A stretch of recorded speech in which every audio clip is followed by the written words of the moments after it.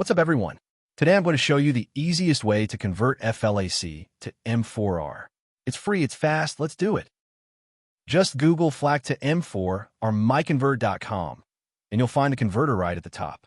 Click on it. All right, we're on the FLAC to M4, our converter now. Love how clean this looks. No ads, no nonsense. Let's upload our file. Click Choose File here. Browse to where your FLAC file is, click on it, and hit Open. That's all you need to do. There it is. File's loaded and looking good. Now, just smash that Convert Now button and let the magic happen. Look at it go. The converter is doing its thing. This is seriously fast. Just watch that progress bar fly.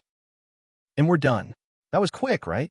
Click Download, and your shiny new M4R file is all yours. Wasn't that easy? Check out MiConvert.com for tons of other converters. Smash that subscribe button. Peace out.